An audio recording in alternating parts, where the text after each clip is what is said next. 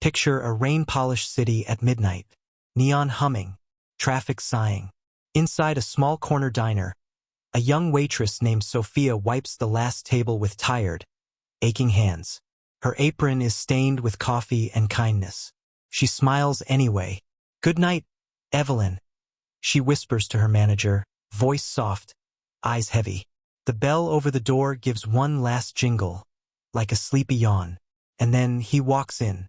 A tall man in a charcoal suit, soaked from the rain. Silver hair, sharp jaw, the kind of face you've seen in newspapers but never at your table. Robert, billionaire, untouchable. But here he looks human. He looks alone. "Kitchen open?" he asks. "For you." Sophia's smile flickers. "Always." She brings him hot tea. "Honey, toast because the kitchen's closed." He thanks her with a small nod, and that's when it happens. His eyes glaze, his breath staggers, his hand trembles, and the cup falls. Porcelain shatters. Tea bleeds across the tiles like a tiny, burning river. "Sir." Sophia leans in. "Sir, can you hear me?" His chest heaves once, twice, then stops. Time cracks. "He's not breathing," a man shouts. People stumble backward, hands over mouths. Phones up, always phones. But Sophia? She moves. Calm. Precise. "Evelyn, call emergency," she cries, dropping beside him. "You," she points to John, the driver in the corner.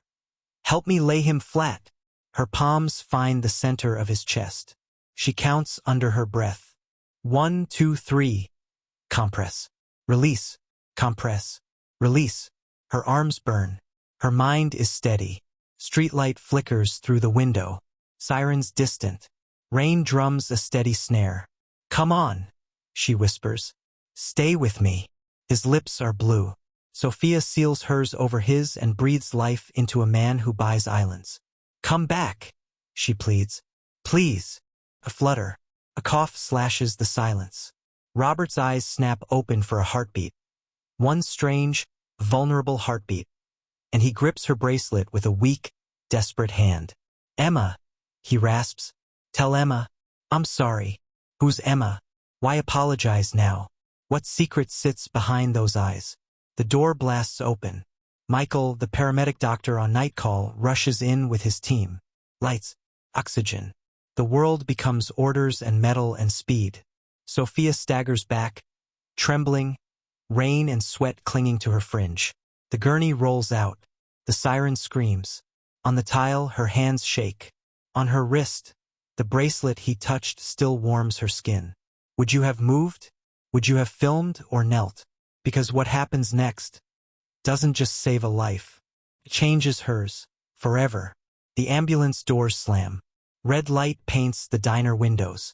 Sophia stands in that pulsing glow, feeling both tiny and enormous. Like the world is a camera lens zooming in and out, not sure where to focus. "Sit," Evelyn says, thrusting a glass of water into Sophia's unsteady hands. "You did good. You did so good." Sophia nods. The water tastes metallic. Her heart drums. She looks at the broken cup, at the trembling tea river, at the napkin she used to wipe Robert's mouth. Everything ordinary has teeth now. "He said a name," she whispers. "Emma." Like a last wish. Evelyn's brow creases. "Emma who?" Sophia can only shake her head. The bell jingles again. John, rain-soaked, steps inside with urgency that smells like exhaust and panic. "You," he points at Sophia. "Come with me, please." Evelyn stiffens. She's not going anywhere. The police will need a statement. "Hospital," John says. "Now." Sophia looks at Evelyn. "I should go." Evelyn exhales. "And call me." Outside, the rain needles their faces. The city is a mirror with too many reflections. John's black car swallows the night as the wipers fight the storm. "I'm John," he says, voice clipped, hands at 10 and 2. "Mr. Whitmore's driver." Whitmore. Robert Whitmore. The Whitmore. The one whose name builds skyscrapers like Lego towers. Sophia stares at the blur beyond the glass. "Is he alive?" John swallows. "Because of you." The hospital is a machine, white light, clipped steps, antiseptic air. Michael meets them at the ER doors, stubble silvering his jaw. Cardiac event, he says. Stabilized. We're moving him to CCU. He looks at Sophia with a level gaze. Your compressions were clean. You kept blood moving to his brain. You gave us a window. She flushes. I just did what they teach on posters. Most read the poster, Michael says. You did it. They pause at a glass wall. Through it, a man who owns entire skylines sleeps like a child who's finally tired of pretending he isn't afraid. Lines run from his body, soft beeps counting the room's heartbeat. The elevator opens. A woman steps out, coat clutched, hair pinned so tight it might break. Emma, you can tell before anyone says it. She is Robert's daughter in the way the moon is the ocean's secret. Everything pulls toward her. Where is he? She demands. John points. Emma's eyes land on Sophia. Who's this? This is the waitress, John answers. She saved him. For a second, Emma's stare softens, then shudders. Thank you, she says, as if the word is unfamiliar. You did more than most people do. Sophia nods, unsure where to put her hands. She remembers his grip on her bracelet. He asked me to tell you something, she blurts. He said, I'm sorry. Emma's mask cracks. He said that. Sophia nods again. The hallway hums. Machines speak fluently in blips and numbers. Somewhere a child laughs. Somewhere else, someone weeps quietly. Grief disguised as a cough. Wait here, Emma says, then vanishes into her father's room. Sophia sits. The vinyl chair is cold. Michael hands her a blanket. Shock, he says. It'll pass. She pulls the blanket around her shoulders and stares at her hands. They've always carried plates and picked up dropped forks. Tonight they carried something else. Her phone buzzes. A message from Evelyn. You okay? Sophia types back. I think so. Then he said her name. She clicks her screen dark and closes her eyes. For a heartbeat, the world quiets. Then a voice snaps the night in half. She wants to see you. Emma stands by the door, cheeks colorless. My father is asking for the waitress. Why her? Why now? And what and who will she be walking toward? What secret does a billionaire owe to the girl who pulled him back from the dark? Inside, Robert looks smaller than his legend. Wires halo him. Machines breathe in soft, obedient sighs. Emma leans at the foot of the bed, arms folded like a shield. John melts into a corner. Michael checks numbers with gentle authority. Sophia steps forward. Hi, she whispers. Robert's eyes find her. Not the way wealthy men sometimes look, past you, but at you with the fragile weight of gratitude. You, he croaks. You were the one. Sophia offers a tiny smile. Yes, sir. Not sir, he winces. Robert. Robert, she repeats, the name soft in her mouth. He glances at Emma, then back to Sophia. What did I say? You said. Sophia swallows. Tell Emma you're sorry. Emma's lips part. A wince. He doesn't have to do this now. Robert's fingers twitch. I do. He tries to sit, grimaces. Michael lifts a hand. 5 minutes, he says. Then rest. Sophia steps nearer, the beeping steadying her pulse. Rain rattles the window like distant applause. Robert's eyes glisten. Not with money, but with age, with hours that went too fast. I built towers, he says, breath thin. But I forgot the rooms inside them. Emma stares at her shoes. Dad. He pushes on. Your mother begged me to come home. I chased one more deal. One more flight. I missed your first recital. Your last day of school. Every later, I promised you turned into never. Sophia's throat tightens. She glances at Emma. He asked me, she says gently, to tell you. So I'm telling you. Emma blinks hard. He told you. Because she saved me, Robert says. Because strangers don't owe me lies. Silence. The kind that sits down with you, uninvited. Silence. Then Emma exhales, shaky.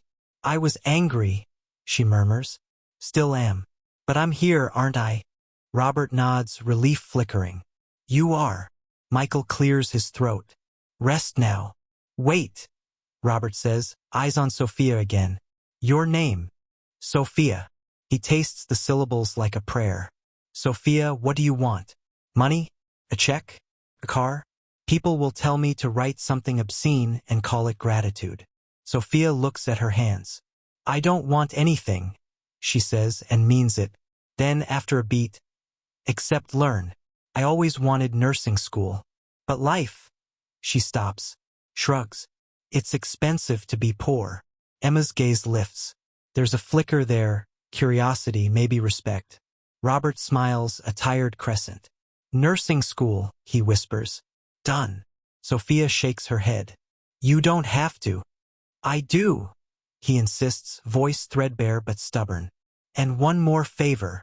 Sophia blinks. Me? For you. He nods at Emma. Help me fix what I broke. Emma bristles. I don't need a waitress to. Michael's look quiets her. John shifts, uncomfortable. The beeping keeps time. Sophia breathes in. I can't fix families, she says. But I can sit. I can listen. I can bring tea and remind people to eat. It's small. But small things keep rooms warm. Robert closes his eyes, soothed. Warm. Good. Michael moves closer. That's it. Wait. Robert reaches blindly and catches Sophia's wrist again, fingers grazing her bracelet. The cheap one with a single scratch charm. He squints. This? Where did you get it? Sophia smiles. From a charity box when I was little. Lost my father early. A woman in a blue dress said, Keep this. Someday it'll remind you you're not alone. Robert's eyes widen. He swallows something heavy. A blue dress, he repeats. Emma frowns. Dad. Robert's voice is a whisper wrapped in fog. Sophia. That woman was my wife. The machines keep beeping. The rain keeps falling. The room stops breathing. How could a cheap bracelet tie a poor waitress to a billionaire's family? And why does the truth feel like a fuse burning toward something bigger? The next morning, the storm breaks into a startled blue. News has already found the story. Waitress saves billionaire in midnight diner drama. Photos of Sophia's trembling hands, of broken porcelain, of flashing lights. Some comments are cruel. Most are kind. All are loud. Sophia wants quiet. John appears at the diner's door. Miss Sophia? Mr. Whitmore requests your presence. Discreetly. His glance at the paparazzi across the street says everything. Evelyn nods. Go. I'll cover your shift. The Whitmore mansion sprawls like a museum pretending to be a home. Marble cold under warm paintings. The air smells faintly of lemon oil and lives not lived. Emma meets Sophia at the threshold, arms wrapped around herself. I looked again, Emma says, at that bracelet. She leads Sophia into a sunlit room where boxes, delicate and labeled, sit like sleeping cats. Emma lifts a small velvet tray. Nestled there, a twin to Sophia's charm, scratched in the same place. The same cheap miracle. My mother, Emma says, voice thin. She used to buy these charms and tuck them into donation boxes with notes. For the day you need a friend. She called them her tiny rebellions. Dad didn't know. Emma swallows. It's not proof, but it's something. Sophia touches the charm. It's like hearing a childhood lullaby through a wall. She was kind, she whispers. Emma nods. She was. Michael arrives with a folder. He's stable, he says. But we found something. He pulls out a letter, edges brushed by a life of delays. Robert wrote this weeks ago, in case of an event. He wanted it delivered to the one who saved him, if anyone did. Michael glances at Sophia. Looks like that's you. Sophia accepts the letter, fingers trembling. On the front, to the stranger who reminds me what matters. Inside, Robert's handwriting climbs the page like ivy. If you are reading this, it means I forgot to live as if time could end. Thank you for reminding me. If I am alive, please bring me a cup of tea in my own kitchen and tell me your name. If I am gone, Tell my daughter I finally kept a promise. This letter. Tell her I am sorry I built cities and missed her heart. Sophia blinks away a blur. She can almost hear his voice in the slant of ink. The letter continues. And if you ask nothing of me, I ask this of you. Take a key from John. Use it to open a blue box in my study. Inside is a test. If you pass it, I will know you are the kind of person I should have been sooner. Emma looks wary. A test. John coughs, produces a small, old key. It's the sort of key that knows secrets. The blue box, he says quietly. He made me promise. In Robert's study, dust knows everyone's names. A blue lacquered box waits on a shelf, patient as a heartbeat. Sophia fits the key. The lid size open. Inside, a cashier's check. More zeros than Sophia has ever seen. A note rests on top. If you cash this today, no questions asked, the money is yours. If you return it tomorrow with a plan to help someone else first, everything in the second envelope is yours. Sophia's breath catches. Everything in the second? She lifts the false bottom. Another envelope, heavier, solemn. She doesn't open it. Emma watches, arms tight. So what now? What now? Sophia stares at the check, at the hungry zeros that could swallow her worries whole. She thinks of rent, of night shifts, of nursing school brochures she hides beneath a shoebox. She thinks of outreach clinics that shut their doors at 9 because kindness has business hours. She closes the box. I'll come back tomorrow, she says. Emma's brows rise. Are you sure? Sophia nods. I didn't pull him back so he could keep walking the same way. Michael's mouth curves. John exhales something like hope. Tomorrow, Sophia repeats. The word steady as a promise. What's inside the second envelope, and what does it cost to choose other people before yourself? Sophia spends the night sketching circles on a notepad. Coffee rings darken the edges. Ideas fill the middle. A mobile night clinic. It parks where the city forgets people. It stays late. It carries bandages and insulin and tea. It hires from the neighborhood. It listens more than it lectures. She scribbles a name, then crosses it out. Tries another. Blue Box Clinic. She leaves that one. Morning arrives pale and honest. Evelyn slides a bowl of oatmeal across the counter. Eat, she orders. Then go change your life. Sophia smiles, nervous. Want to come with me? Be my witness that I didn't faint. Evelyn laughs, wipes her hands on a towel. I'll grab my coat. At the mansion, reporters swarm like bees with camera lenses. John's car slices through. Inside, the house feels different, like someone opened a window. Michael meets them with news. Robert's asking for you. Sophia nods, clutching a folder that holds her scribbled plan like it's a fragile bird. But first, the study. The blue box waits. She places the uncashed check on top, then lifts the second envelope. It's heavier than paper should be. She opens it. Inside, a trust document. A board resolution. A deed. Michael scans, eyebrows climbing. He set this up years ago, he murmurs, contingent on an act of ordinary courage. He looks at Sophia. If you chose to return the money, he gives you co-directorship of a foundation arm. Initial funding, 8 figures. Evelyn grips the back of a chair. 8 figures. Sophia's breath stutters. No, that's... She swallows. Too big. Emma steps in, hair loose now, eyes searching. He wanted someone real, she says. Someone who knew what it feels like to count coins for a bus ride. He's never trusted boardrooms. He barely trusts himself. Sophia opens her folder with careful hands. Then let's keep it real. She spreads her sketches. Routes. Staffing. Partnerships with clinics that close at 5. We start with 1 van.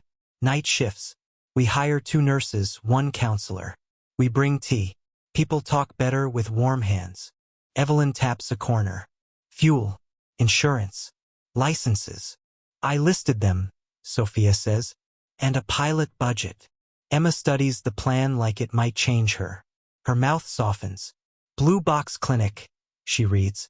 After my mother's boxes? Sophia nods. If you're okay with it. Emma swallows. I am. John clears his throat. There's one more thing. Mr. Whitmore planned a gala tonight. A lot of people. A lot of money. He wanted to announce something. John's gaze lands on Sophia. Now, maybe you announce it. Sophia's stomach flips. Me? No. I'm a waitress who got lucky and remembered a poster. Evelyn nudges. You're also the reason this man is breathing. Emma steps closer, voice low. Help me show them who he wants to be. The gala is a chandeliered universe. Champagne and satin and the soft thunder of meaningful small talk. Sophia stands backstage, knees buzzing. Michael clips a small mic to her collar. Breathe, he says. In fours. Out sixes. On stage, Emma speaks first. Her voice doesn't tremble. Last night, my father almost died, she says. Gasps ripple. A waitress named Sophia didn't wait for someone else. She moved. Emma's eyes find Sophia in the wings. Tonight we will too. She beckons. Sophia steps into the light, heart hammering against a room that never expected to hear her voice. Good evening, she says. And it sounds like a beginning. Will the room of power listen to a girl from the night shift? And what promise will a billionaire make when the whole city is watching? Stage lights warm Sophia's cheeks. 1,000 eyes weigh nothing compared to the moment a stranger stopped breathing in her hands. She remembers the beeping, the rain, the bracelet that became a bridge. I'm not a CEO, she begins. And I don't know your jargon. I know coffee stains. I know rent due on the 5th. I know how fear sits in a chest like a heavy cat. A few soft laughs. Mostly attention. Good. Last night, she says. I pushed on a man's heart and begged it to remember its job. He told me to tell his daughter he was sorry. So Emma, she turns. Emma's eyes glitter. He's trying. Sophia holds up a blue charm, her bracelet catching the light. When I was little, a woman put this in a box with a note. For the day you need a friend. I think tonight is that day for a lot of people we never see. People who work when we sleep. People who can't afford to wait until morning to be helped. A hush folds over the gala. I returned a check, she says simply, and opened a second envelope. Inside was a chance. Not for me. For us. The Blue Box Clinic. A van with lights on when other doors go dark. Ditches. Insulin. Tea. A counselor who remembers your name. Will hire from the neighborhoods we park in. Will ask you what you need instead of guessing. Small things every night that keep rooms warm. She smiles. You'd be surprised what a cup of tea can fix. She looks to the side. Robert is there, pale in a wheelchair, Michael vigilant beside him. He insisted. He wouldn't miss this. He raises a trembling hand. The room inhales. Robert's voice carries, thin but sure. I built towers, he says. They were cold. A rueful smile. So we're going to warm the city. Tonight, the Whitmore Foundation commits to funding the Blue Box Clinic for 5 years and matching every outside donation, dollar for dollar. He leans forward. And we start tomorrow night. Applause detonates, real from the gut. Not polite. Emma steps to her father. He squeezes her fingers, whispers something that could be the rest of an apology. She nods. They are building a bridge without words. Backstage, Sophia leans against the curtain, breathless, laughing and crying at once. Evelyn finds her with a hug that smells like coffee and safety. You were born for this, Evelyn whispers. And for late-night oatmeal. John dabs his eyes when no one's watching. Michael claps Sophia's shoulder. From CPR to NGOs in 24 hours. Not bad. A reporter steps close. Sophia, one question. Why didn't you keep the money? Sophia thinks of her father, of the nights the electric bill was a riddle, of the charity box with the blue charm. Because someone already kept something for me, she says. It's my turn. Later, when the chandeliers go quiet and the last limo exhales into the night, Robert asks for a moment with Sophia on a small balcony. The city sprawls like starlight spilled on earth. Your plan, he says, saved me twice. She tilts her head. Twice. He nods. Once last night. He taps his chest. Once tonight. He gestures toward the doors. where his daughter is laughing with volunteers, where donors are signing checks, where a van's blueprint waits on a screen like a promise. I thought I had nothing left to give that mattered. Turns out, I had listening left. They stand in companionable quiet. Silence, wind threads through her hair. Sirens wail somewhere far, far away. And for once, they don't sound like endings. They sound like answers on their way. Robert clears his throat. Sophia, if you'll let me, I'd like to cover your nursing school anyway. Not as payment, as investment. You don't owe me anything. But the world, he smiles. The world might. Sophia's eyes sting. I'll accept. On one condition.